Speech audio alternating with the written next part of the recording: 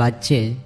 આખી દુનિયામાં માનવ જાતનો અત્યાર સુધીનો જે ઇતિહાસ છે એ પહેલાં જાણવો છે, જેનાથી હું રાજ્યનું સંચાલન સારી રીતે કરી શકું. આ વિચાર એના મનમાં આવ્યો એટલે એણે આખા રાજ્યમાંથી ઘણા બધા વિદ્વાનોને ભેગા કર્યા. આ પ્રોજેક્ટ આપ્યો કે જ્યારથી માણસની ઉત્પત્તિ થઈ ત્યારથી શરૂ કરીને અત્યાર સુધીનો બધો જ ઇતિહાસ તમે ભેગો કરીને લાવો. કામ ઘણું બધું મોટું હતું, પ્રોજેક્ટ બહુ મોટો હતો, એટલે બધા વિદ્વાનો હતા એ ભેગા થયા અને મંડ્યા. પણ આ તો વર્ષો સુધી ચાલે એવું કામ હતું. પેલો જે પ્રિન્સ હતો એ કિંગ બની ગયો, પણ હજી કામ પૂરું થયું નહોતું. ઘણા બધા વર્ષોની મહેનતના અંતે એ બધા પંડિતો ભેગું કરીને લાવ્યા સાહિત્ય. 12 ઊંટ લઈને આવ્યા હતા અને એક એક ઊંટ ઉપર 500 પોથીઓ હતી. આ બધું ભેગું કરીને લાવ્યા અને કીધું કે અમે આખી દુનિયાનો ઇતિહાસ ભેગો કરીને લાવ્યા છીએ. પેલા કિંગ બની ગયેલા ઝેમાયરે કીધું કે આ તો બહુ અઘરું કામ છે મારા માટે, આટલું બધું વાંચવું કે અભ્યાસ કરવો. તમે એક કામ કરો, ફરી વખત જાઓ અને એવું કરો કે આમાંથી જે અગત્યની વસ્તુ હોય એવી વસ્તુઓ સાર કાઢીને તમે મારી પાસે લાવો. ફરી વખત પેલા પંડિતો ગયા. વર્ષો સુધીની પાછી મહેનત. આ બાજુ પેલા રાજાની ઉંમર પણ વધતી ચાલી અને વર્ષો પછી ભેગું કરીને લાવ્યા. 3 ઊંટ લઈને આવ્યા હતા અને એક એક ઊંટ ઉપર 500 પોથીઓ હતી. પેલા કીધું આય મારાથી નહીં વંચાય, ફરી વખત જાઓ, આનોય સાર કાઢીને લાવો. ફરી પાછા મંડ્યા. કેટલાય પંડિતો તો ગુજરી ગયા. છેલ્લે ગધેડા ઉપર 50 પોથી લઈને આવ્યો એક પંડિત. તો ઓલો એ વખતે તો એટલો બધો ઘરડો થઈ ગયો, તો હવે તો મારાથી વંચાતું નથી, હજી આનો સાર કાઢીને લાવો. ફરી વખત ગયો અને એક પોથી લઈને આવ્યો, પણ એ વખતે ઝેમાયર મરણ પથારી હતો. એને અફસોસ વ્યક્ત કર્યો કે મારી ઈચ્છા તો ઘણી બધી હતી, પણ મારાથી વિશ્વના માનવ જાતના ઇતિહાસનો અભ્યાસ થઈ શક્યો નહીં. જે પેલો સામે ઘરડો પંડિત હતો એણે કીધું કે મહારાજ, જો તમે કહેતા હો તો ભલે તમારી પાસે આ બધું વાંચવાનો સમય નથી, પણ હું તમને સાર 3 વાક્યમાં કહી દઉં. તો કે એ તો બહુ સારું, છેલ્લે મારી એટલી ઈચ્છા તો પૂરી થઈ, ચાલો બધો ઇતિહાસ નહીં તેનો સાર તો મને મળી જાય. 3 વાક્યમાં એને સાર કીધો. Man, he was born, he suffered, he died. માણસ જન્મ્યો, જીવનભર એ પીડાતો રહ્યો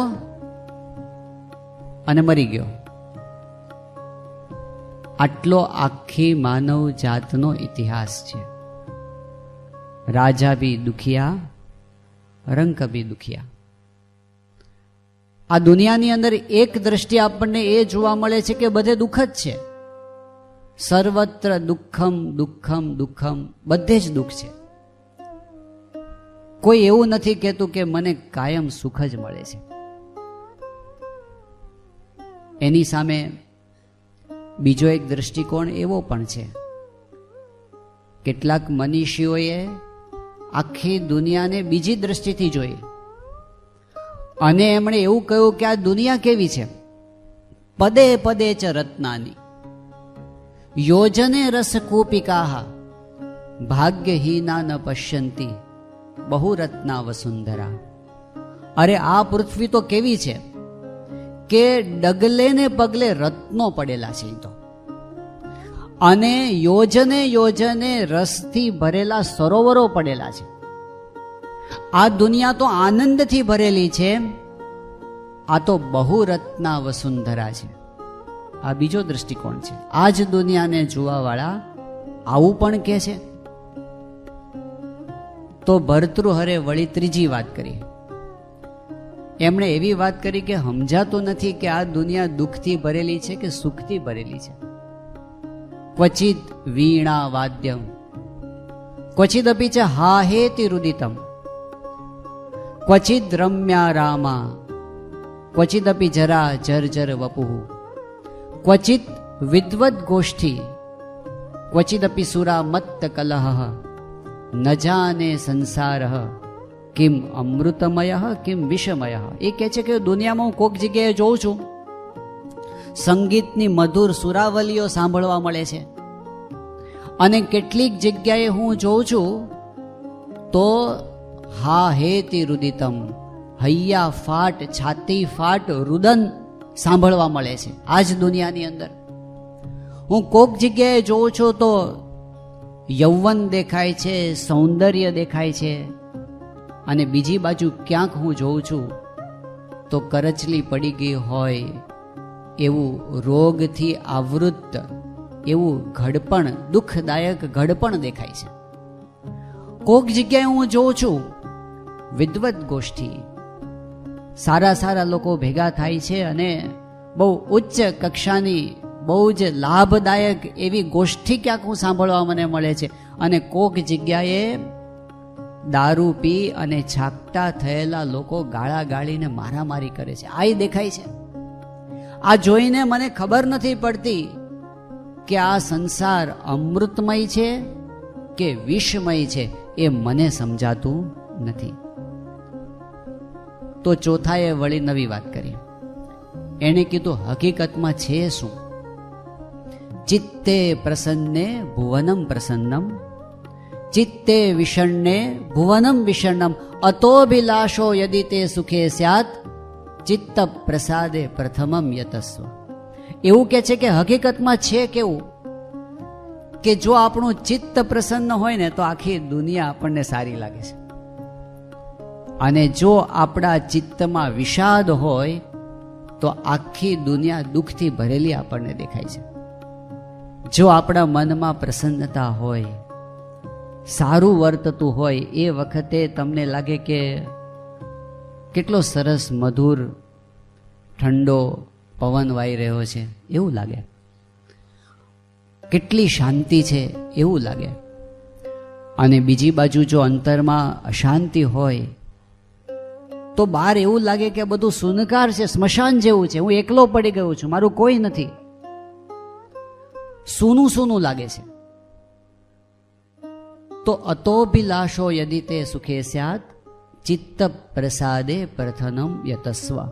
જો ખરેખર આપણે સુખ, શાંતિ, આનંદમય આ દુનિયાને જોવી હોય અથવા તો કરવી હોય, જો આપણે સુખી થવું હોય અને બીજાને સુખી કરવા હોય તો કરવું શું? દુનિયાને બદલવાના વિચાર પછી કરીએ, આપણે આપણા મનને બદલવાનો વિચાર પહેલા કરીએ, કારણ કે એ આપણા હાથની અંદર છે. ચિત્ત પ્રસન્ને ભુવનમ પ્રસન્નમ. એ જ વાત સ્વામિનારાયણ ભગવાને વચનામૃતની અંદર કરી. એમણે કહ્યું કે મન જીત્યું એણે જગત જીત્યું. જીતમ જગત કે ન મનોહી એ ન. મન જીતવાથી આખું જગત જીતી જવાય છે. મન શાંત થાય તો આખું જગત આપણને સુખદાયક લાગે છે. એટલે આપણું મન સ્થિર હોય, આપણું મન શાંત હોય, આપણું મન પ્રસન્ન હોય, આપણું મન પવિત્ર હોય, આપણું મન મજબૂત હોય, એ આપણને સુખી કરે છે અને એ જ દુનિયાને પણ સુખી કરે છે. એ વસ્તુ સ્વામિનારાયણ ભગવાને આપી, એ જ આપણા શાસ્ત્રોએ આપી છે. આજે આપણે અહીં સભામાં આવીને બેઠા, સત્સંગ સભામાં આવીને શું આપે છે આપણને? આ એક શહેરની વાત કરું, નામ નથી આપતો એ શહેરનું, પણ એમાં એક ડૉક્ટર રહેતા હતા અને બુદ્ધિશાળી ડૉક્ટર હતા, સાયકાઇટ્રિસ્ટ થયેલા હતા, પોતે મનના જ ડૉક્ટર થયેલા હતા. હવે થયું કેવું કે લગ્ન થયા, એમના ધર્મપત્ની પણ ડૉક્ટર હતા, સંયુક્ત પરિવારમાં રહેતા હતા. પણ સંયુક્ત પરિવારની અંદર ઘણી વખત અંદર અંદર ઝઘડા થતા હોય છે, તો થોડુંક ઘરમાં કલહ વધી ગયો સ્વભાવોને લીધે, એને લીધે અશાંતિ બહુ રહે. એ અશાંતિને લીધે આ ડૉક્ટર પોતે વ્યસન પર ચડ્યા અને ધીમે ધીમે એની પરિસ્થિતિ વધારે વિકટ થતી ગઈ. તો એ પોતે સાયકાઇટ્રિસ્ટ હતા પણ પોતે જ પેશન્ટ જેવા બની ગયા. ગુસ્સો બહુ આવે, એના પેશન્ટ ઉપર એ ગુસ્સે થઈ જાય, તો એમની પ્રેક્ટિસ ચાલતી બંધ થઈ ગઈ. એક પરિસ્થિતિ કેવી આવીને ઊભી રહી ઘરમાં. એમના દીકરાએ સંતોને વાત કરી હતી કે નાનપણમાં એક પરિસ્થિતિ એવી આવીને ઊભી રહી કે એના પિતા પણ ડૉક્ટર હતા, એની માતા પણ ડૉક્ટર હતી, પણ ઘરના કજિયાને લીધે વાતાવરણ એવું હતું અને ઘરમાં બધી રીતે પાયમાલ થઈ ગયા હતા. એ કે મારા દૂધના બિલના પૈસા ચૂકવવાના ઘરમાં નહોતા, બધી રીતે ખુવાર થયા હતા. એવા સમયની અંદર એકવાર એવું થયું કે એ ડૉક્ટર પોતે પસાર થતા હશે રસ્તા ઉપર અને રસ્તા ઉપર મંદિર બની રહ્યું હતું. આપણું અત્યારે નડિયાદમાં મંદિર બને છે એવું એ શહેરની અંદર BAPS સંસ્થાનું શિખરબદ્ધ મંદિર બનતું હતું, રોડ ઉપરથી દેખાય. એટલે જિજ્ઞાસાવશ એ પોતે મંદિરના કેમ્પસની અંદર આવ્યા અને અંદર આવ્યા ને એને શાંતિ થવા માંડી. દરેક ભૂમિનો એક પ્રતાપ હોય છે ને, આજુબાજુના વાતાવરણની અસર હોય છે. તો એને જે ટેન્શન લઈને ફરતા હતા એવું એને લાગ્યું કે જાણે થોડું હળવું થઈ ગયું મારું સ્ટ્રેસ. એટલે ફરી વખત આવ્યા. હજી તો મંદિર બન્યું નહોતું, કામ ચાલુ હતું. પછી એને તપાસ કરી કે આ કોણ છે, આ કોણ સંચાલન કરે છે, આ બધું ખબર પડી તો સંતો રહે છે. એટલે સંતોના યોગની અંદર આવ્યા. પણ બુદ્ધિશાળી હતા અને શંકાશીલ સ્વભાવ હતો એટલે તરત તો કાંઈ બધું સ્વીકારી લેવાય નહોતા. એટલે એને તપાસ કરવાનું ચાલુ કર્યું કે આ સંતો છે કેવા. એટલે એનું જીવન તપાસે. રાતના 11:30 વાગે આવે અને સંત આશ્રમમાં આંટો મારે કે આ બધા શું કરે છે. એણે નજીકથી બધો અભ્યાસ કર્યો અને વિશ્વાસ બેઠો કે આ જગ્યા તો સાચી છે, આ સાધુ તો સારા છે. એટલે પછી એણે કથા સાંભળવાની શરૂઆત કરી. સભામાં આવીને બેસવા માંડ્યા. એની અસર એવી થવા માંડી કે ધીમે ધીમે એના મનને શાંતિ થવા માંડી. એની અસર ઘર ઉપર થઈ, એની અસર એમની તબિયત ઉપર થઈ, એની અસર એની પ્રેક્ટિસ ઉપર થઈ. ધીમે ધીમે વાતાવરણ બદલાતું ગયું અને એમાંથી એક પરિસ્થિતિ એ આવીને ઊભી રહી. અત્યારે બહુ મોટી હોસ્પિટલ છે, પતિ પત્ની બંનેની પ્રેક્ટિસ જોરદાર ચાલે છે. દીકરો મોટો થઈને ડૉક્ટર થઈ ગયો, MD થઈ ગયો, લગ્ન થઈ ગયા. એના પત્ની પણ પોતે સારા ડૉક્ટર છે, એ સારામાં સારી પ્રેક્ટિસ કરે છે. પૈસે ટકે સુખી સંપન્ન થયા છે. પણ વિશેષતા શું છે, તમે અત્યારે એમને મળો ને એટલા આનંદી વ્યક્તિ છે ને, તમે ગમે તેવા ચિંતામાં હો ને એને તમે મળો ને 10 મિનિટમાં તમે આનંદમાં આવી જાઓ. એવું એમનું વ્યક્તિત્વ જ આખું બદલાઈ ગયું. હવે બદલાયું શું? ભણતર તો હતું, જે કંઈ બુદ્ધિ કહેવાય એ બુદ્ધિએ હતી, પણ એક જગ્યા એનું જે મન હતું ને એ શાંત નહોતું. એને લીધે આ બધું હતું ને ગરબડ વાળું થતું હતું. કંઈ વ્યવહારમાં મજા નહોતી. એટલે કેટલી અગત્યની વસ્તુ છે મન.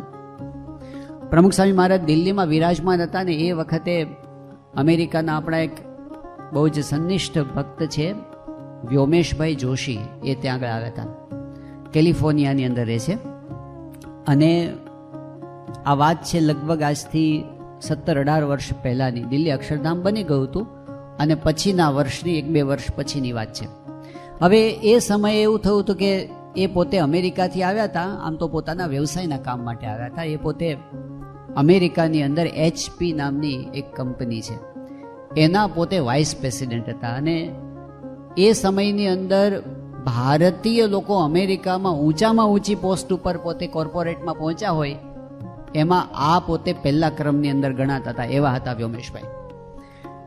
એ બાપાને ખબર પડી, દિલ્હી પોતે આવ્યા હતા પોતાના કામ માટે, ખબર પડી કે બાપા અહીં વિરાજમાન છે. એટલે પ્રમુખ સ્વામી મહારાજના દર્શન માટે ગયા. સ્વામીશ્રીને મળ્યા, સ્વામીશ્રીએ એમને આશીર્વાદ આપ્યા, બધી વાતચીત થઈ. એમની સાથે એક અમેરિકન ભાઈ હતા.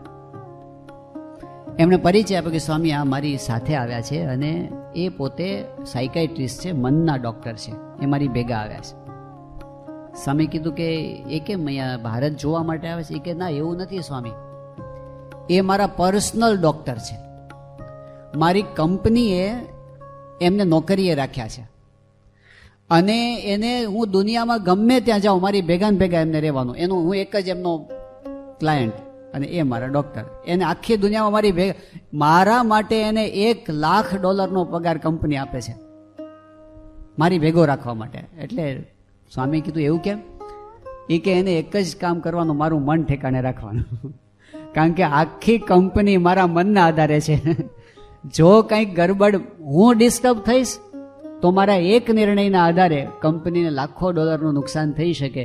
એટલે એને પોસાય છે આને $1,00,000 આપવા, એને પોસાય છે. એનો અર્થ શું થયો કે શરીરના સ્વાસ્થ્ય માટે આખી દુનિયા કંઈક ને કંઈક કરતી હોય છે, પણ જે વસ્તુ છટકી જાય છે નજરમાંથી એ વસ્તુ છે આપણું મન. એને પણ રેગ્યુલર ટ્રીટમેન્ટની જરૂર પડે છે, એને પણ વ્યાયામની જરૂર પડે છે, એની પણ શુદ્ધિની જરૂર પડે છે. અને એનું બેસ્ટ સ્થાન હોય ને તો અહીંયા છે. આપણે એમ બેઠા ને એ શ્રીજી મહારાજે કાર્યાણીના 12મા વચનામૃતની અંદર વાત કરી છે. મહારાજ કહે છે કે ગમે તેવો કામી, ક્રોધી, લોભી, લંપટ જીવ હોય, એટલે હવે તમે કલ્પના કરી શકો, ગમે તેવો એટલે છેલ્લી પાયરી આવી ગઈ. ગમે તેવો કામી, ક્રોધી, લોભી, લંપટ જીવ હોય, પણ એ જો વિશ્વાસ રાખીને પ્રીતિએ સહિત ભગવાનની કથા વાર્તા સાંભળે તો એમાં જેવો મન સ્થિર થાય છે, શાંત થાય છે, પવિત્ર થાય છે, એવું બીજા કોઈ સાધનથી થતું નથી. પછી મહારાજ સાધનો બતાવે છે. મહારાજ કે તમે ધ્યાન કરશો ને એમાં પણ આવું મન સ્થિર નહીં થાય. ઘણા લોકો ધ્યાનની એવી શિબિરો ભરતા હોય છે મન શાંત કરવા માટે, અને એમાં લાભ પણ થાય છે. અમુક કક્ષા સુધી એનો લાભ પણ થાય છે, પણ ધ્યાનમાં જે શાંતિ છે એના કરતાં કથા વાર્તામાં શાંતિ વધારે છે. બીજી વાત મહારાજ કરી છે, તમે તપ્ત કૃચ્છ ચાંદ્રાયણ વ્રત કરો અને મન શાંત થાય ને એના કરતાં વધારે શાંતિ ઘણા તપશ્ચર્યા કરવાથી જતા રહેતા એકાંતમાં, એના કરતાં વધારે મન શાંત કથા વાર્તામાં થાય છે. ત્રીજી વાત બતાવી કે તમે મંત્ર જાપ કરતા હશો એમાં જેવી શાંતિ થતી હશે એના કરતાં પણ વધારે શાંતિ ભગવાનની કથા વાર્તા સાંભળવામાં થાય છે. વિશ્વાસ રાખીને પ્રીતિએ સહિત ભગવાનની વાત સાંભળવી એમાં ખરેખર શાંતિ છે. કઈ રીતે શાંતિ છે? તો પહેલી વસ્તુ તો એ છે કે ભગવાનના ચરિત્રો જ શાંતિદાયક છે. જો આપણે બીજું કાંઈ ન કરીએ ને ચરિત્રો વાંચતા સાંભળતા થઈ જઈએ ને તો એમાં જ કેટલી બધી શાંતિ છે. વ્યાસજીનો પ્રસંગ બધાને ખબર છે કે મહર્ષિ વેદવ્યાસ હતા, બહુ બુદ્ધિશાળી હતા. આપણે ત્યાં અત્યાર સુધી ભારત વર્ષમાં જેટલા કાંઈ શાસ્ત્રો છે એક મોટો ખજાનો છે, પણ એમાં મોટો ફાળો વ્યાસજીનો છે. વેદના વિભાગો કર્યા, બ્રહ્મસૂત્રોની રચના કરી, મહાભારત જેવો ઇતિહાસ ગ્રંથ રચ્યો, 18 પુરાણો કર્યા. આ બધું જ જેણે કર્યું એ વ્યાસજી. એમને જ્યારે અશાંતિ થઈ એ વખતે નારદજીએ એમને ઉપાય કયો બતાવ્યો હતો કે તમે ભગવાનના ચરિત્રોનું મહિમાએ સહિત ગાન કરો, એમાંથી જે બી શાંતિ થશે એ બીજેથી નહીં થાય. અને વ્યાસજીએ કર્યું ભાગવત અને એમને શાંતિ થઈ. પ્રગટ ભગવાનના ચરિત્રોની વાત હતી. મહારાજના વખતની અંદર મુક્તાનંદ સ્વામી જેવા મોટા સંત, એમને પણ એકવાર ડિસ્ટર્બન્સ થઈ ગયું. એમણે કીધું મહારાજ શાંતિ નથી થતી, કંઈક ઉપાય બતાવો. હવે એમની શાંતિ આપણા જેવી તો ન હોય, આપણે તો સાધારણ બાબતના અશાંતિ થઈ જાય છે, પણ એ તો બહુ મોટી કક્ષાના સંત હતા. પણ અશાંતિ ત્યાં પણ વળગે છે. એમણે કીધું કે શાંતિ થતી નથી. મહારાજે એમને પોતાના ચરિત્રો કયા, એમને સમજાયું નહીં.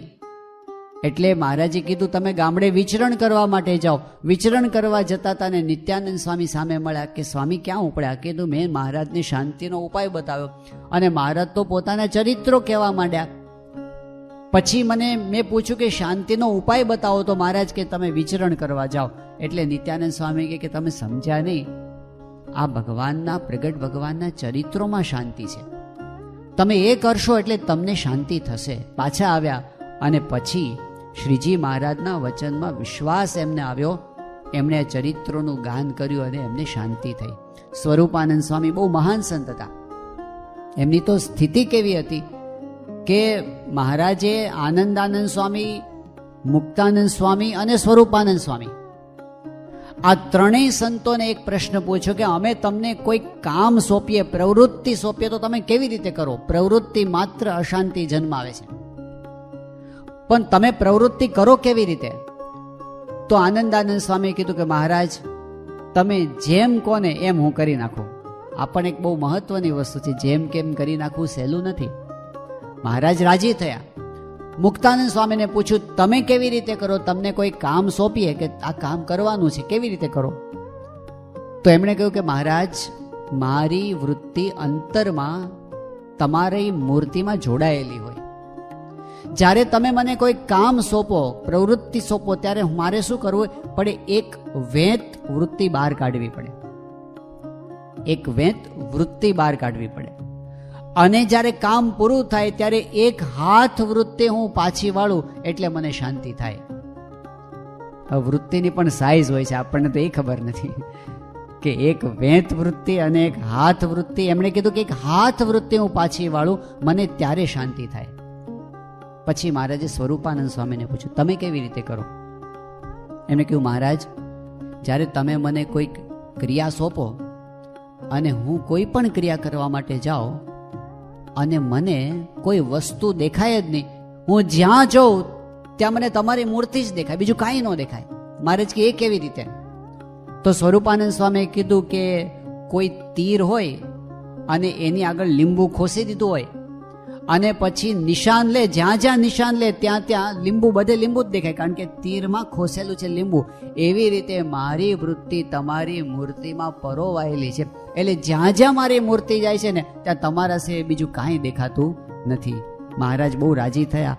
આવી સ્થિતિવાળા સ્વરૂપાનંદ સ્વામી, એમને અશાંતિ થઈ. એકવાર કીધું મહારાજ શાંતિ થાય એવું કરો. એ વખતે મહારાજે આ જ કર્યું, પોતાના ચરિત્રો કયા. અને સ્વરૂપાનંદ સ્વામીને પહેલાં તો મહારાજે કસોટી કરી. મહારાજે કીધું કે જાઓ પર્વતભાઈ પાસે જાઓ, એ શાંતિની વાત કરશે. પર્વતભાઈ પાસે ગયા તો પર્વતભાઈએ તો મોટા સંત આવ્યા હતા એટલે એમને બેસાડ્યા, એમની પાસે આસન બની કે સ્વામી કથા વાર્તા કરો. સ્વરૂપાનંદ સ્વામી કથા વાર્તા પણ કરી. પછી પાછા ગયા. મહારાજ કે શું કરી આવ્યા? કે કથા વાર્તા કરી આવ્યો. મહારાજ કે કરવા નહોતા મોકલ્યા, સાંભળવા મોકલ્યા હતા, જાઓ પાછા. તે પાછા મોકલ્યા સ્વરૂપાનંદ સ્વામીને પર્વતભાઈ પાસે. ને એ વખતે પર્વતભાઈએ એવું કીધું કે સ્વામી શાંતિ જો મેળવવી હોય તો આ સ્વામિનારાયણ ભગવાન સાક્ષાત પ્રગટ વિરાજમાન છે, એમના સંબંધવાળું બધું દિવ્ય છે. આ દાદા ખાચરનો દરબાર દિવ્ય છે. તમે દાદા ખાચરના દરબારના નળિયાનું ધ્યાન કરો, એમાંથી શાંતિ થશે. શું કહેવા માંગતા હતા પર્વતભાઈ? શું કહેવા માંગતા હતા? કે તમે આત્મવિચાર તો કરો છો પણ તમે આત્મામાં બહુ ઊંડા ઊંડા ઊંડા જતા રહ્યો છો. હવે બહાર નીકળો. આ બહાર છે ભગવાન, અત્યારે આ હરે ફરે છે ભગવાન. તમે બહુ ઊંડા જતા રહ્યો છો. આ અક્ષરધામ છે, આ ભક્તો જ મુક્તો છે અને અહીંયા જ શાંતિ છે, આ જ ચરિત્રો છે, આનાથી સિવાય બીજું કાંઈ નથી. જ્યારે તમને પ્રતીતિ આવશે ત્યારે આખો એ સત્સંગ આનંદમય લાગશે. બધામાં દિવ્યતા તમને દેખાશે. પ્રથમના 28માં વચનામૃતની અંદર મહારાજે કીધું જ્યારે બધા ભક્તોની અંદર ગુણ દેખાવા માંડે, જ્યારે બધા મારાથી મોટા છે એવું દેખાવા માંડે, જ્યારે સત્સંગની અંદર દિવ્યતા દેખાવા માંડે, ત્યારે મહારાજ કે આઠે પોર આનંદના મહાસાગરમાં એ ઝીલતો રહે છે. આઠે પોર મહાસાગરમાં, જે મહારાજે પોતે પુરુષોત્તમ બોલા પ્રીતેમાં કહ્યું છે કે ભગવાનને ભજતા સર્વે ભક્તો દિવ્ય છે. આ મર્મની વાત જે કોઈ સમજે, ધારે અને વિચારે એ મગ્ન થઈ જાય છે, જગ જીતી જાય છે. આઠે પહોર આનંદ એનો ટળતો નથી. એટલે આ કરવા જેવું ખરું કે નહીં? બોલો. ખોટ બે પ્રકારની હોય છે ને. તમે ધંધો કરો અને ધારો કે તમે 10 કરોડ રૂપિયાનું રોકાણ કરો ધંધામાં, કોઈ બિઝનેસ ચાલુ કરો અને 1 વર્ષ સુધી ધંધો કરો અને વર્ષને અંતે તમે હિસાબ માંડો અને 10 કરોડમાંથી 5 કરોડ થઈ જાય તો શું કહેવાય એને? ખોટ ખાધી. આ એક પ્રકારની ખોટ છે. પણ બીજો પ્રકાર કયો છે કે તમે ધંધો ચાલુ કરો, 10 કરોડ રૂપિયાનું રોકાણ કરો, વર્ષ આખું મહેનત કરો અને વર્ષને અંતે હિસાબ કરો તો 10 કરોડમાં ઓછા ન થયા હોય, નફો થયો હોય. પણ નફો કેટલો થયો હોય એ કે 100 રૂપિયાનો. એને ખોટ કહેવાય કે ન કહેવાય? અરે 10 કરોડનું રોકાણ કર્યું છે, એનું વ્યાજ તો એટલીસ્ટ આવવું જોઈએ. ધંધો કર્યો છે, કરોડ તો આવવા જોઈએ. 100 રૂપિયાનો નફો એ નફો કહેવાય? નફામાં ખોટ છે ને. એમ આ સત્સંગ ખરેખર એવો છે, આપણે ન્યાલ થઈ જાય એવા છે, પણ આપણે છે ને એ સત્સંગનું પૂરું સુખ નથી લેતા ને, એટલે નફામાં ખોટ ખાઈએ છીએ. જેવો જોઈએ એવો લાભ આપણે લેતા નથી. એમાં કંઈક આડું આવે છે.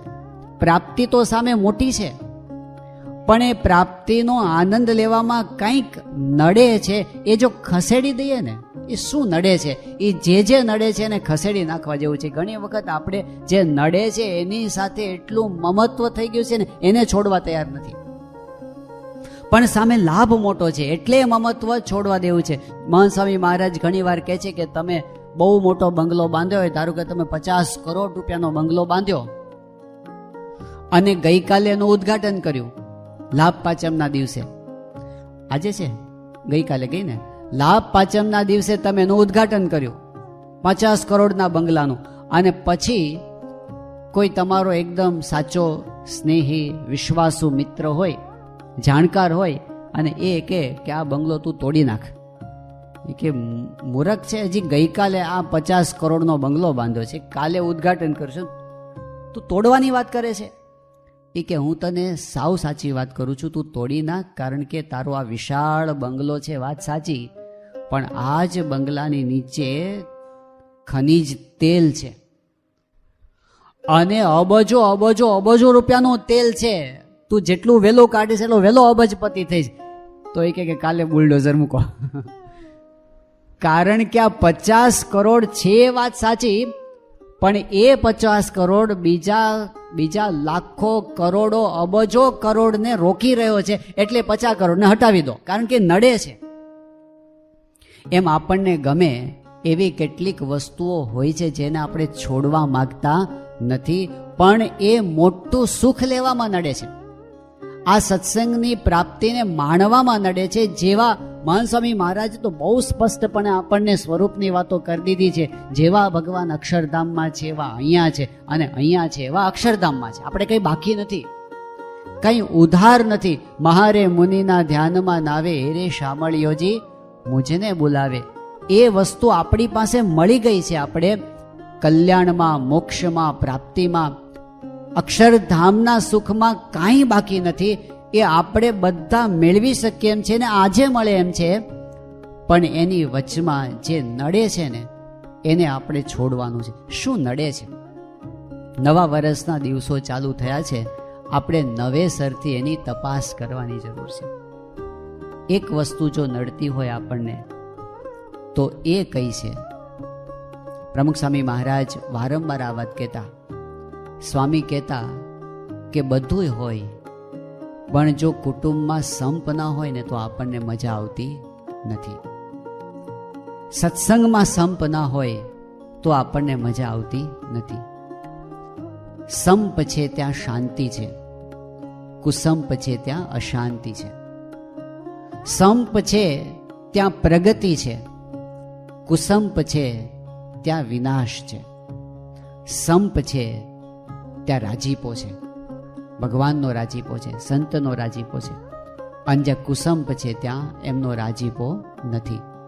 આપણે યાદ કરીએ મહંત સ્વામી મહારાજ ગુરુપદે આવ્યા પછીની પહેલી દિવાળી હતી જ્યારે 2016ની સાલમાં, અને એ દિવસે સ્વામીએ આપણને એક પત્ર લખ્યો હતો આખા સત્સંગ સમુદાયને ઉદ્દેશીને, અને એમાં સ્વામીએ દિવાળી અને નવા વર્ષની ભેટ સોગાદ એવું ટાઇટલ મારી અને આપણને પત્ર લખ્યો હતો. એ ભેટ સોગાદમાં સ્વામીએ કીધું કે તમે બધા નિષ્ઠાવાન છો, સારી સેવા કરો છો, શંકા વગરની વાત છે. પણ પછી એમણે કહ્યું કે હવે આપણો પોતાનો સત્સંગ એ આપણે વધારે દ્રઢ કરવો હોય સુખ શાંતિ માટે, અને એ સત્સંગનો વિકાસ કરવો હોય સાચા અર્થમાં, તો એના માટે મુખ્ય વસ્તુ એમણે કઈ કીધી, તો એના માટે જરૂરી છે સંપ. અને પછી સ્વામી એમાં એક વસ્તુ ઉમેરી, સ્વામી કે એ વસ્તુ આપણને ખબર તો છે, સંપ જરૂરી છે, આપણને બધાને સંપ ગમે છે, કોઈને કુસંપ કંકાસ કોઈને ગમતો નથી, એ આપણને બધાને ખબર છે. પણ સ્વામીએ શું કહ્યું કે જો આપણે ખરેખર સંપ વધારવો હોય તો એના માટે શું કરવું કે સામેવાળા પાસેથી બિલકુલ અપેક્ષા ન રાખવી. બીજા તરફથી સહકાર મળે તો ભલે, ન મળે તો બિલકુલ અપેક્ષા ન રાખવી. સ્વામી કીધું કે એ વિચાર કરવો કે મારે સંપ રાખવો છે. પછી સ્વામી કહે કે એવો વિચાર કરવો રોજ કે ઘરમાં કે સત્સંગમાં હું કેવી રીતે બોલું તો સંપ વધે, હું કેવી રીતે વર્તું તો સંપ વધે, હું કેવી રીતે વિચાર કરું તો સંપ વધે. એ સ્વામી આપણને ઉપાય બતાવ્યો છે. તો ખરેખર આ વસ્તુ છે તો બહુ મહત્વની કે આપણને બધાને સંપ ગમે છે, કુસંપ ગમતો નથી. પણ ક્યાંક ને ક્યાંક આપણો અહંકાર વચમાં આડો આવી જાય છે અને એને લીધે પ્રશ્નો નાના હોય પણ એમાંથી આંટી સર્જાતી જાય છે. નાના નાના પ્રશ્નો બહુ મોટા. અંતે હું તમને 3 દિવસ પહેલાની વાત કરું છું. એક જગ્યાએ આ સંતોને પધરામણીએ જવાનું થયું હતું. પિતા છે અને 2 ભાઈઓ છે. હવે આમ જુઓ તો મધ્યમ કક્ષાનું કુટુંબ છે, બહુ ધનવાને નથી, બહુ ગરીબે નથી, ખાધે પીધે સુખી માણસો છે. મોટો ભાઈ છે એ પોતે મહેનતુ છે, એણે મહેનત કરીને પૈસા કમાવા માટે કુટુંબ માટે ઘણી બધી મહેનત કરી છે, પણ નસીબ જોગે કોઈક કારણોસર એના લગ્ન નથી થઈ શક્યા. નાનો ભાઈ છે એના લગ્ન થઈ ગયા છે અને એને 2 બાળકો પણ છે. આવો પરિવાર. આમ જુઓ તો નાનપણથી બંને ભાઈઓ સાથે મોટા થયા છે, નાની નાની વાતો એકબીજા સાથે શેર કરતા, સંપીને નિર્ણય કરતા, એવું જ ચાલતું હતું. પણ છેલ્લા થોડાક સમયથી, થોડાક મહિનાઓથી ધીમે ધીમે ધીમે ધીમે અંતર વધતું ગયું. હવે તમે પૂછો કે પ્રશ્ન શું છે, તો એક જણને પૂછો, એ કે મારે તો કાંઈ પ્રશ્ન નથી, પણ એ સમજતા નથી. બીજાને બેસાડીને પૂછો કે તારે શું છે, એ કે મારે તો કાંઈ વાંધો નથી, પણ ઓલો સમજતો નથી. બસ આટલી જ વાત. પણ કે તમારે રાખવો છે, એ કે આ સંપ રાખવો છે, એ તો બધાને ગમે છે, પણ ઓલો સમજતો નથી ને એનો જ પ્રશ્ન છે. અને બધા જ પોતાની ફિલોસોફીમાં એવા ગૂંચાયેલા છે, પોતાનું જરાય છોડવા તૈયાર નથી ને એ કેમ સમજતો નથી. બસ આ જ વાત. પ્રશ્નો સાવ સામાન્ય. હવે ઓલો ભાઈ જમવા માટે બેઠો હોય, એક જણને જલ્દી જમીને ઊભો થઈ જાય છે, નાનો. મોટો છે જરા નિરાતે જમવા વાળો છે, એટલે શાંતિથી જમે છે. એટલે ઓલી એના નાના ભાઈને ઘરવાળીને જલ્દી વાઇન્ડ અપ કરવું હોય એટલે એક વાસણો ખખડાવે છે, લેવા માંડે છે, વાઇન્ડ અપ કરવા માંડે છે. ઓલાને એમાં ખોટું લાગી જાય છે. વાતમાં શું માનશે કહો? આવી નાની નાની વસ્તુઓ, એકેય વસ્તુમાં એવું નહીં કે જેને આપણે મેજર પ્રશ્ન કહી શકીએ, પણ કુટુંબના પ્રશ્નો નાનામાંથી જ મોટા થઈ જતા હોય છે. એને સોલ્યુશન તરફ કઈ રીતે જોવું? જો હવે આપણે જો એને ખંખેરવા બેસે ને કાઢવા બેસીએ ને તો એના પુરાણો હાલ્યા જ કરે. ઉકેલ ક્યારે આવે? જ્યારે વ્યક્તિ નક્કી કરે કે મારે એમાંથી કંઈક સોલ્યુશન કાઢવું છે અને એના માટે મારે શરૂઆત કરવી છે. જ્યારે પણ આપણે ધારો કે આપણે બધા બેઠા છીએ અહીંયા, આપણે પણ જેની સાથે રહેતા હોઈશું, દૂરવાળા સાથે બહુ પ્રશ્ન નથી.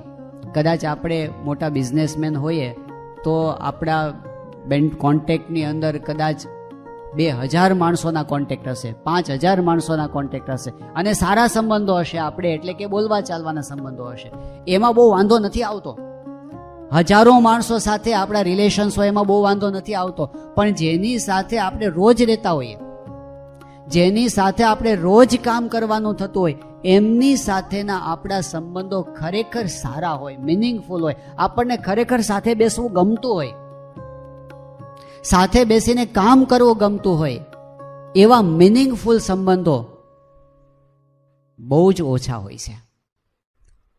બાળકો હોય, કિશોરો હોય, દીકરા દીકરી હોય, મા બાપે એને ઉછેરીને પ્રેમથી મોટાઈ કર્યા હોય, ઘણું બધું ઘસાયા હોય, પણ સાથે બેસીને વાત કરવી ગમતી ન હોય કોઈને. એ દીકરા હોય ને એને બહાર એના મિત્રો હારે રહેવું ગમતું હોય, દીકરીઓને બહાર એની બહેનપણીઓ હારે રહેવું ગમતું હોય. અને ઘરે કોલેજથી ભણીને આવ્યા હોય અને એના બાપા એને પૂછે કે માં પૂછે એને કંઈ પણ પ્રશ્ન પૂછે ને કોલેજનો, તો એ કહે કે આજે કોલેજમાં શું ભણ્યો? તો કે સારું ભણ્યો, બસ. ક્યાં ગયો હતો? મિત્રને ત્યાં ગયો હતો. શું કર્યું? બસ વાતો કરી. તે પેલા આટલો બધો લાંબો પ્રશ્ન પૂછે ને ઓલા આટલો જવાબ આપે. કન્વર્સેશન જ લાંબુ ન ચાલે. અને એના એ દીકરા કે દીકરી હોય અને એના મિત્રો સાથે વાત કરે, કલાકો સુધી ચાલે ફોન પર. એની વાતો ખૂટે નહીં, રાતના 2 વાગ્યા સુધી હાલે. તો એવું કેમ થાય છે? જેટલું મા બાપ ઘસાયા છે એટલું તો ઓલા ઘસાયા નથી કાંઈ.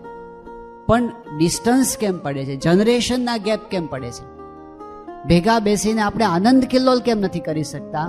તો એની અંદર કંઈક આપણા સ્વભાવોની ટકરામણો થયેલી હોય, એકબીજાને સમજવાની અંદર ક્યાંક ખામી આવી ગઈ હોય અને એ ડિસ્ટન્સ વધતું જાય છે. મિત્રો સાથે બને છે એનું કારણ કે એમાં ફ્રીક્વન્સી મેચ થાય છે, એકબીજાની વાતો સાંભળવા તૈયાર છે, વારંવાર ટોક નથી કરતા, કાંઈ શિખામણો બહુ નથી આપતા, એટલે ત્યાં છે ને ગાડું હાલ્યું જાય છે. એ બહુ ટોક કરે તો ત્યાંય ન હાલે ગાડું. પણ વાત શું છે કે જે જગ્યાએ આપણે સ્વભાવોની ટકરામણ થાય છે ને ત્યાંથી ગરબડ શરૂ થાય છે. તો એનો ઉકેલ શું? ઉકેલ છે શરૂઆત ક્યાંકથી તો કરવી પડે, અને એ શરૂઆત આપણે પોતાનાથી કરવી પડે. એક વખત એક સંત હતા અને પોતે હરિભક્ત તેમની સાથે વિચરણમાં જોડાયા હશે, પરદેશમાં સાથે જોડાયા હતા. પછી વાતમાં બધા એની પરિવારની વાત સાંભળીને વાતમાં એણે પછી કીધું કે મારે મારી દીકરી સાથે બોલવાનો પણ વ્યવહાર રહ્યો નથી. બાપ દીકરીને સંબંધો બગડી ગયા હતા. એટલે પેલા સંતે એને વાત કરી કે પણ તમે કંઈક, એ કે સ્વામી સમજે એમ જ નથી, એને એનો અહંકાર એટલો બધો છે ને. એટલે સંતે કીધું પણ અત્યાર સુધી તમારે જે કાંઈ પ્રસંગો બન્યા એમાં એનો વાંક હશે, વાત સાચી છે, પણ તમારી પણ કાંઈક તો ભૂલ છે કે નહીં? એટલે પછી સંતે કીધું એટલે વાતમાં પછી એને સ્વીકાર્યું કે હા, મેં પણ ગુસ્સો કર્યો છે, મેં પણ એને તડફડ કરી નાખ્યું છે, મેં પણ એની ઉપેક્ષા કરી છે, આવું બધું કીધું એણે. કારણ કે મારા કયા પ્રમાણે નહોતી કરતી એટલે મેં આવી રીતે એની સાથે વર્તન કર્યું. પછી સંતે કીધું કે જો એને ભૂલ કરીએ તો બરાબર, પણ તમે પણ ભૂલ તો કરી છે. તો હવે એક કામ કરો કે તમે છે ને એક વખત એને ફોન કરો. એ કે સ્વામી એ નહીં થાય, એ મારાથી નહીં થાય, પણ કીધું કે તમે એકવાર ટ્રાય કરો અને એકવાર જેટલી તમારી ભૂલ છે ને એટલા માટે એને સોરી કહી દો. બહુ કીધું ને ત્યારે તૈયાર થયા અને એણે એની દીકરીને ફોન કર્યો અને એની દીકરીને બહુ આશ્ચર્ય થયું. એણે ફોન ઉપાડ્યો અને આણે કીધું કે બેટા સોરી, હું તારી માફી માગું છું. બસ આટલું જ કીધું ને એમાં એની દીકરી ધ્રુસકે રડી પડી. એનો હૈયાનો બંધ બધો છૂટી ગયો, જે કાંઈ આંટીઓ હતી બધી ઉકલી ગઈ અને સંબંધો નવેસરથી ચાલુ થઈ ગયા. આટલું કહેવાની અંદર વર્ષો જતા રહેશે. બોલો, આટલું જ હોય છે. કોશિશ કરવી હોય તો કરજો, આ સભા પૂરી થાય ને.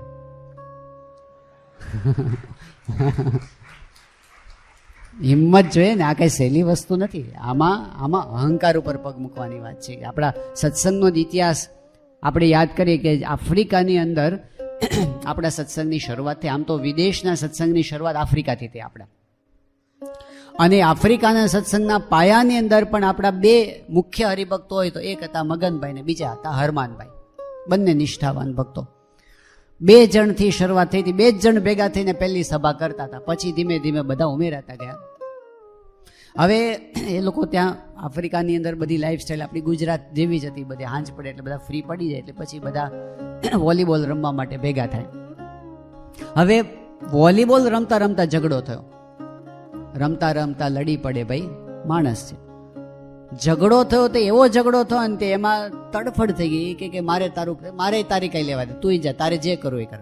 બોલતા જ બંધ થઈ ગયા, અબોલા થઈ ગયા. હવે ચલો આમ તો બોલતા બંધ થઈ ગયા તો થઈ ગયા, એમાં તો મારે શું તારી જરૂર છે. પણ પ્રોબ્લેમ ક્યાં આવ્યો? જ્યારે સભાનો દિવસ આવે, 2 જ જણા સભામાં બેસતા હોય ને 2 જ જણા બોલતા ન હોય તો શું થાય કહો? ઘર સભામાં ઘણી વાર આવું થઈ જાય છે. 2 જ જણાને બેસવાનું હોય ને 2 જ જણાને અબોલા થઈ ગયા. હવે કરવું શું? એટલે એક બાજુ મગનભાઈને વિચાર તો આવે કે આ સભાનું શું થશે, પેલી બાજુ હરમાનભાઈને વિચાર આવે કે સભાનું શું થશે. કોઈક એક જણને તો કંઈક કરવું પડે. બંનેના મનમાં થાય પણ કોણ પહેલ કરે? છેલ્લે હરમાનભાઈથી રહેવાયું નહીં. એટલે એણે બહુ હિંમત કરી અને મગનભાઈના ઘરે ગયા પછી તો જેમ જેમ એક એક ડગલું છે ને 1 કિલોમીટર જેવું લાગે છે. એટલે કારણ કે આમાં કેટલો અહંકાર મૂકવો પડે. અને છેલ્લે એમણે બારણું ખખડાવ્યું અને મગનભાઈએ બારણું ખોલ્યું. હનુમાનભાઈને કીધું કે મગનભાઈ આપણે સભા નથી કરવી? એ કે બહુ સારું કર્યું તમે આવી ગયા, હું રાહ જ જોતો હતો કે તમે આવી જાઓ ને તો આપણે સભા કરવી છે. એ દિવસે એ બેમાંથી એક જણે જો ન મૂક્યો હોત ને તો આફ્રિકાનો સત્સંગ ના હોત. અને જો આફ્રિકાનો સત્સંગ ના હોત તો ઇંગ્લેન્ડનો પણ ના હોત, કારણ કે આફ્રિકાથી જ ઇંગ્લેન્ડ ગયો છે ને. અને જો ઇંગ્લેન્ડનો સત્સંગ ના હોત તો અમેરિકાને ન હોત, કારણ કે ત્યાંથી જ શરૂઆત થઈ છે અમેરિકાના સત્સંગની. જ્યારે મોવડી હોય કુટુંબની અંદર આવું થાય છે, સત્સંગમાં આવું થાય છે. જ્યારે બે મુખ્ય વ્યક્તિઓ હોય એમાંથી જો એક જણ ન મૂકે ને તો આખા પરિવારને સહન કરવાનું આવે છે. હિન્દીની અંદર એક બહુ પ્રસિદ્ધ વાર્તા છે આપકા બંટી, કોઈ કદાચ વાંચી હોય. એની અંદર આવું જ છે. પિતા ડોક્ટર છે, માતા પ્રિન્સિપાલ છે, બંને ભણેલા ગણેલા છે, બુદ્ધિશાળી છે, બંનેને વટ છે પોતાનો. અને એમાં બંનેને પોતાના અહંકારને ટકરામણ એટલે પતિ પત્નીને પ્રશ્ન થાય છે. કોઈ કોઈને નમવા તૈયાર થતા નથી. નાની વાતમાંથી એ અંતર વધતું જાય છે, એનો ભોગ ઓલો દીકરો બને છે. અને પછી એકબીજાને બતાવી દેવા માટે પતિ છે એ બીજી કોઈ સ્ત્રી સાથે વાતચીત કરે છે, પત્ની છે એ બીજા કોઈની સાથે વાતચીત કરે છે, ખાલી એકબીજાને બતાવી દેવા માટે. અને છેલ્લે છૂટાછેડા થઈને ઉભા રહે છે. છોકરો ક્યાંય નો રહેતો નથી. પ્રશ્ન અહંકાર સિવાય બીજો ક્યાંય હોતો નથી. આ આપણને નડે છે, સત્સંગી થયા તોય નડે છે. અને એને લીધે આપણે સત્સંગનો સ્વાદ જેવો નથી લઈ શકતા. જે ટકરામણ ઘરમાં એક વખત કંઈક છમકલું થયું, નાની વાતની અંદર મન મુટાવ થઈ ગયો, પછી તમે જુઓ કલાકો સુધી એની અસર ચાલે છે. પછી ઊંઘ નથી આવતી. જ્યારે કંઈક બોલાચાલી સૂતી વખતે થઈ ગઈ હોય અને પછી જાઓ સુવા માટે, મન ડિસ્ટર્બ થઈ ગયું હોય ને, મજા નથી આવતી. એટલે આપણો અંતરાત્મા એ આપણી પાસેથી એ આપણને જવાબ આપે છે કે તમે કંઈક ખોટું કર્યું છે. જ્યારે અશાંતિ થાય ત્યારે સમજવું આપણે કંઈક ખોટું કર્યું છે. અશાંતિનું એ મીટર છે. જેમ આપણને શરીરમાં તાવ આવે ને, ડૉક્ટર અહીં બેઠા છે, આપણને શરીરમાં તાવ આવે ને, એ તાવ શું છે? ભગવાને મૂકેલું એક પ્રકારનું એક મીટર છે. એ આપણને બતાવે છે કે શરીરમાં કંઈક ગડબડ છે. કારણો ઘણા બધા હોય. તમને વાયરલ ઇન્ફેક્શનનો તાવ આવ્યો હોય, તમને સ્ટમકની અંદર કંઈક ફૂડ પોઈઝનિંગ થયું હોય એનો તાવ આવે ને, ઘણી વખત કમળાનો તાવ આવતો હોય છે, ઘણી વખત મેલેરિયાનો તાવ આવતો હોય છે, ઘણી વખત કંઈક વાગ્યું હોય ને દુખાવામાંથી તાવ આવી જાય છે, ઘણી વખત યુરિનલ ટ્રેકમાં ઇન્ફેક્શન હોય એનો તાવ, ઘણા કારણો હોઈ શકે. હવે તાવ આવે એટલે કોઈ વ્યક્તિ પેરાસિટામોલ લઈને તાવને દબાવી તો દે, પણ ડાયગ્નોસિસ કરવાની જરૂર છે. તાવ એ તો એક ઇન્ડિકેશન આપે છે. તમારું શરીર તમને કહે છે કે શરીરમાં કંઈક ગડબડ છે, તપાસ કરો, કંઈક અંદર પ્રોબ્લેમ છે. એ બતાવવા માટે ટેમ્પરેચર બહાર આવે છે ને. એવી રીતે કંઈ પણ જ્યારે આપણને અશાંતિ થાય ને, એ ઇન્ડિકેશન છે કે આપણે કંઈક ગડબડ કરી છે. કાં આપણા વર્તનમાં ગડબડ થઈ છે, કાં આપણી વાણીમાં ગડબડ થઈ છે, કાં આપણા વિચારમાં ગડબડ થઈ છે. કંઈક ભૂલ કરી હોય તો જ આપણને અશાંતિ થાય, એ વિના થાય નહીં. કારણ કે આત્મા છે એનો તો સચ્ચિદ આનંદ એનો સ્વભાવ છે. આત્માનો સ્વભાવ આનંદ છે, પરમાત્માનો સ્વભાવ આનંદ છે. અને એમના ખોળામાં આપણે બેઠા છીએ, પછી કેમ અશાંતિ થાય? તો એ તપાસ કરવા માટે છે. એ આપણને બતાવે છે કે હવે પ્રોગ્રેસ કરવાનો ટાઈમ આવ્યો, હવે તપાસ કરવાનો ટાઈમ આવ્યો. તો જ્યારે આવું થાય ત્યારે આપણે જાતને તપાસીએ. ઘણી વખત શું થતું હોય છે, આપણને થાય કે ભૂલ તો હોય આપણી, પણ આપણે એ ભૂલને સાચી સાબિત કરવાની અંદર ઘણી એનર્જી વાપરી નાખીએ છીએ. દલીલો કરવાની અંદર, આપણી ભૂલને ઢાંકવાની અંદર આપણે સ્વીકારતા નથી. ઘણી વખત એવું બને, આપણે કહીએ કે ભાઈ ભૂલ એની વધારે છે ને મારી ઓછી છે, એમાં વર્ષો કાઢી નાખતા હોય છે. 100% સાચી વાત હોય, સામેવાળાની ભૂલ વધારે હોય, આપણી ભૂલ ઓછી હોય. પણ જો આપણે ઉકેલ લાવવો હોય, એની શાંતિ જોતી હોય ને રાજીપો જોતો હોય, તો એના માટેનો એક જ ઉપાય છે કે આપણી થોડી ભૂલ હોય ને તો પણ એ થોડી ભૂલને જોવી, એને સુધારવી, એના માટે માફી માંગવી. આ જ મહંત સ્વામી મહારાજે આપેલી ફોર્મ્યુલા છે. આજ પ્રમુખ સ્વામી મહારાજે આપેલી ફોર્મ્યુલા છે. સ્વામીએ કીધું કે ખમવું, ઘસાવવું, અનુકૂળ થવું, મનગમતું મૂકવું એ પોતાને જ કરવાનું છે, સામેવાળાનું જોશો નહીં. આપણે ન્યાય અન્યાયમાં ચડી જઈએ છીએ. આપણે ન્યાય મેળવવા માટેની લડાઈમાં શાંતિને ગુમાવી દઈએ છીએ. શાંતિ સાચવવા માટે ન્યાય અન્યાયના વિચારો છોડી દેવા પડે, તો આપણને સાચા અર્થમાં શાંતિ મળશે. એટલે એક આપણને નડતું હોય છે ભગવાનને સંત મળ્યા પછી કે સંબંધોની અંદર ગરબડને, એમાં પણ મુખ્ય અહંકાર. બીજી વસ્તુ કઈ હોય છે? તો શ્રીજી મહારાજે અંત્યના 8મા વચનામૃતમાં આની વાત કરી છે. મહારાજે કહ્યું કે આપણા ઇન્દ્રિયો, આપણું અંતઃકરણ એ ડહોળાઈ જાય ને, વિષયથી ડહોળાઈ ગયું હોય ત્યારે આપણને શાંતિ થતી નથી. ભગવાન ભેગા બેઠા હોય ને તોય શાંતિ ન થાય. એ દુનિયામાં જે વસ્તુઓની અંદર આપણું મન ખેંચાયું એ છેલ્લે તો જેટલું કંઈ માયામય સુખ છે એ સર્વે દુઃખ વિનાનું હોય જ નહીં. એટલે એવી વસ્તુઓ, એમાં પણ ખાસ કરીને ધર્મ નિયમની બાબતમાં જ્યારે આપણી ગરબડ થાય છે. શ્રીજી મહારાજે વચનામૃત ગરડા પ્રથમના 34માં આ વાત કરી કે ભગવાનના ભક્તને જેટલું દુઃખ આવે છે, તુચ્છ પદાર્થ માટે ભગવાનની આજ્ઞા લોપવાથી આવે છે. જેટલું સુખ થાય છે એટલું ભગવાનની આજ્ઞા પાળવાથી થાય છે. તો જ્યારે જ્યારે આપણે એ ધર્મની મર્યાદાનો ઉલ્લંઘન કરીને બહાર પગ મૂકીએ છીએ એટલે અશાંતિ થાય ને થાય જ છે. એ બાબતની અંદર મર્યાદા છે ને આપણી રક્ષા માટે છે. આ સત્સંગની એક વિશેષતા છે કે બાઈઓ દેખીને ભાઈઓ છેટેલા ચારે, પડી વસ્તુ કોઈની હાથે નવ જાલે રાજ. આ જે મહારાજે શુદ્ધ ધર્મ નિયમની મર્યાદા આપી છે ને, એની બહાર પગ મૂકે એટલે એને દુઃખ આવ્યા વગર રહેતું નથી. તો એ ધર્મ મર્યાદાનો આગ્રહ એ આપણી ગુરુ પરંપરાએ રાખ્યો છે, રખાવ્યો છે. ઘણા બધા કુટુંબ પરિવારોની અંદર ક્લેશનું કારણ આ બન્યું છે.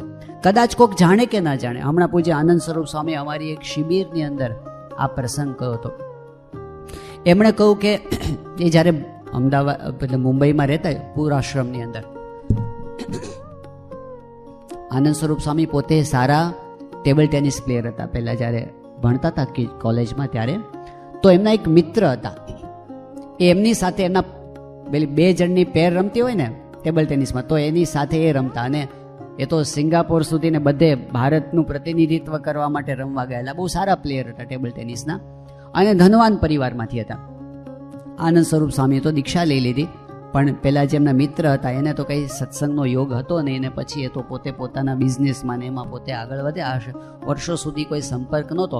પણ વર્ષો પછી આનંદ સ્વરૂપ સ્વામીને એ પોતે 20-25 વર્ષ પછી મળ્યા મુંબઈની અંદર મંદિરે. એ શોધતા આવે કે મારા મિત્ર હતા પેલા નિરંદ દવે, એ ક્યાં છે? તો ગોતતા પહોંચ્યા.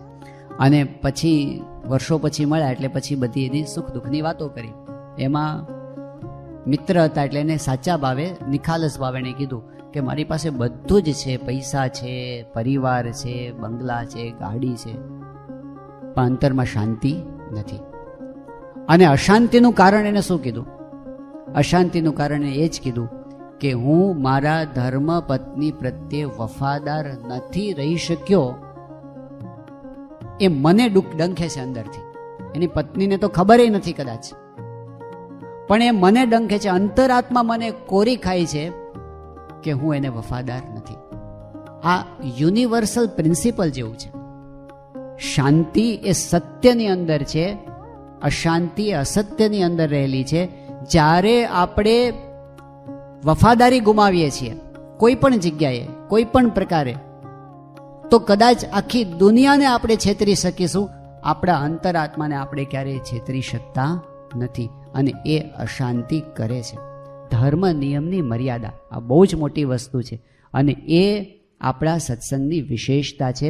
આપણે આશરો તો મજબૂત છે, પણ આજ્ઞા પાલનની અંદર ખોટ આવવી જોઈએ નહીં. એક સેન્ટરની અંદર હું તમને મહિના પહેલાંની વાત કરું છું કે એક બહુ જ સારા સત્સંગી યુવાન અને બિઝનેસ સારો કરે, ભક્તિભાવવાળા, અને દર પૂનમે એની નજીકનું જે શિખરબદ્ધ મંદિર છે એ ત્યાંથી લગભગ 15 કિલોમીટર જેટલું થાય છે, એ પદયાત્રા કરે દર પૂનમે. અને શ્રાવણ માસની અંદર આખો મહિનો સવારે વહેલા મંગળા આરતીમાં પહોંચે, 15 કિલોમીટર ચાલીને, આખો મહિનો વર્ષોથી એનો એવો નિયમ છે.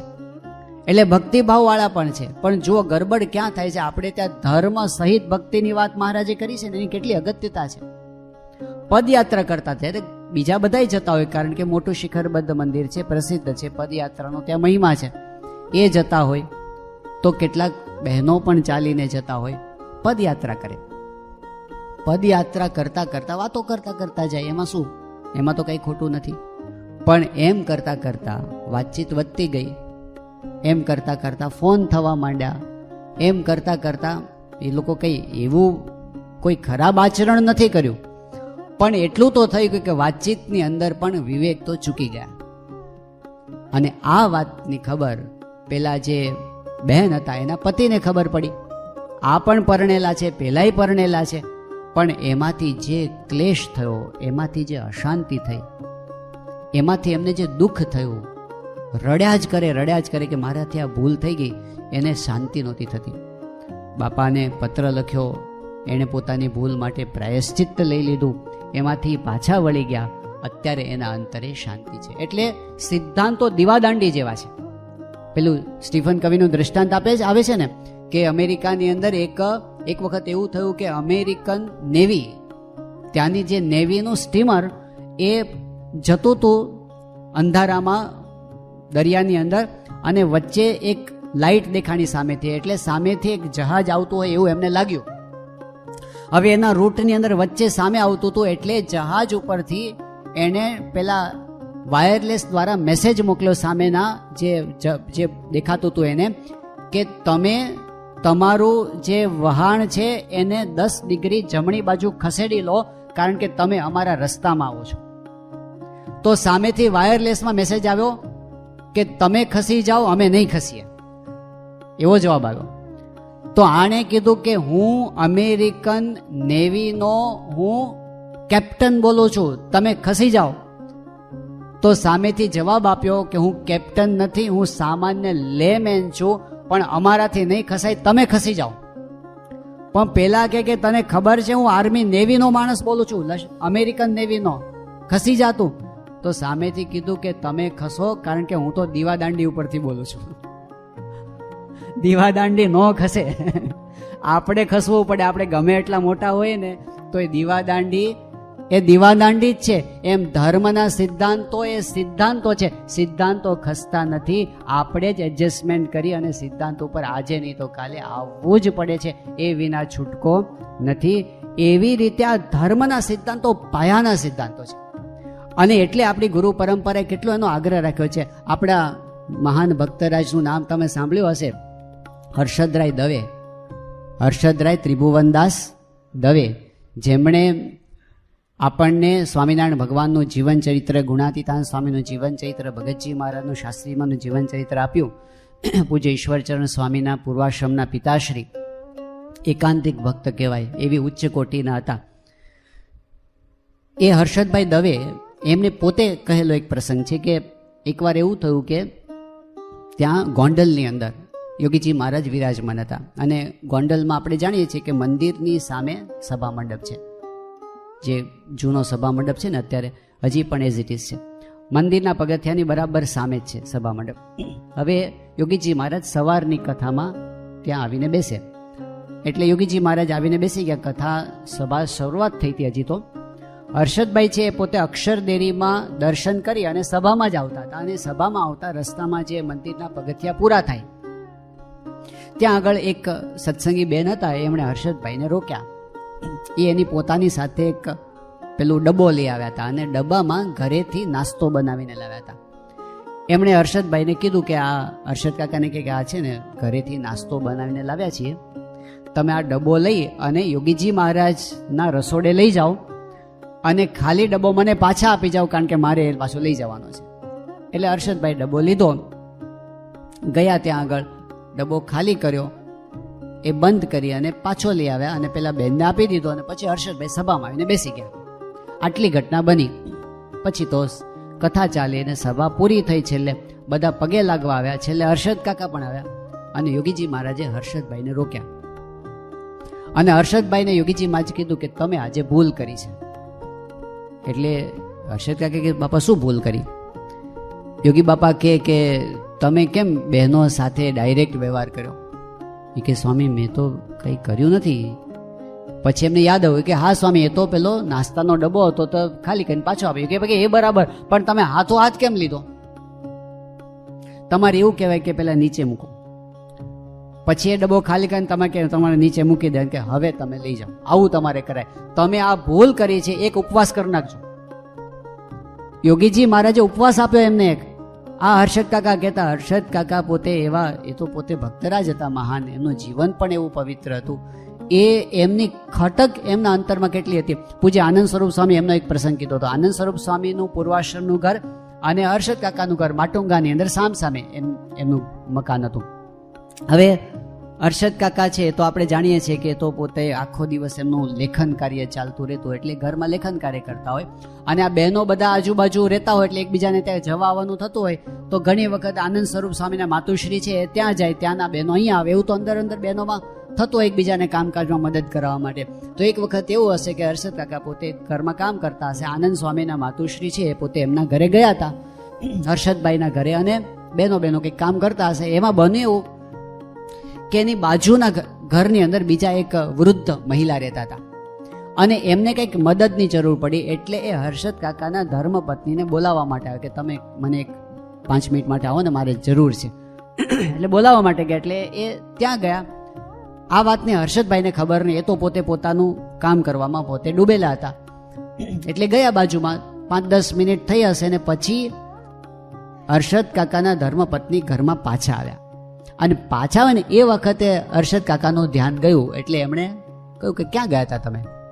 તો કે બાજુમાં પેલા માસી છે એમને જરૂર હતી, એમને મદદ કરાવવા.